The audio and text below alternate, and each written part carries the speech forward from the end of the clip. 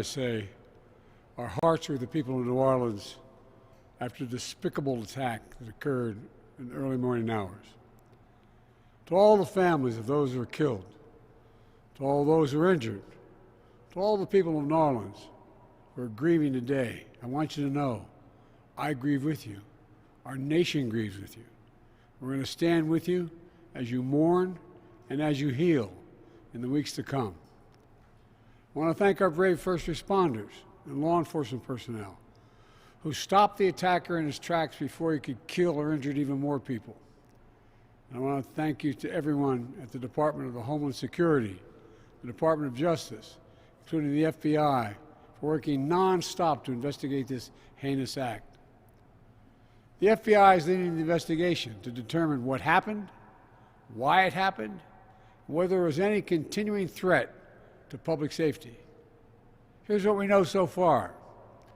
The FBI has reported to me the killer was an American citizen, born in Texas. He served in the United States Army on active duty for many years. He also served in the Army Reserve until a few years ago.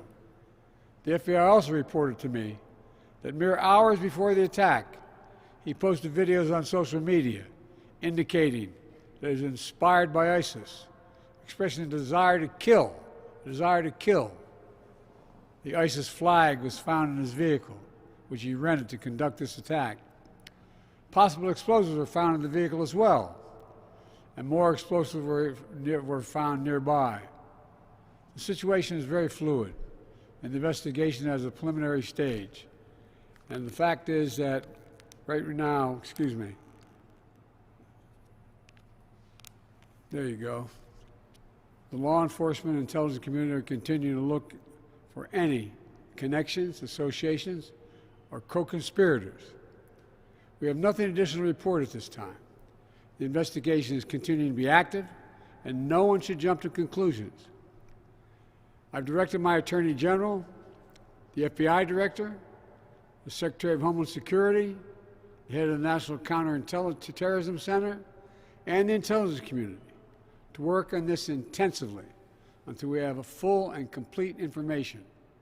And once we have that information, I will share that information as soon as we can confirm it. Additionally, we're tracking the explosion of a cyber truck outside the Trump Hotel in Las Vegas. Law enforcement and the intelligence community are investigating this as well, including whether there's any possible connection with the attack in New Orleans. Thus far, there's nothing to report on that score at this time. I directed my team to make sure every resource is made available to federal, state, and local law enforcement to complete the investigation in New Orleans quickly and to make sure there's no remaining threat to the American people. And we'll support the people of New Orleans as they begin the hard work of healing. New Orleans is a place unlike any other place in the world. It's a city full of charm and joy.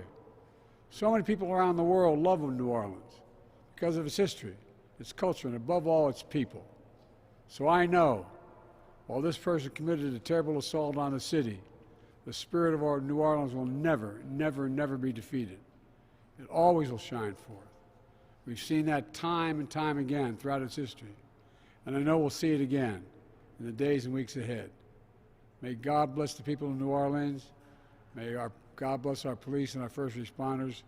May God protect our troops, and we'll keep you fully contemporaneously informed. Thank you.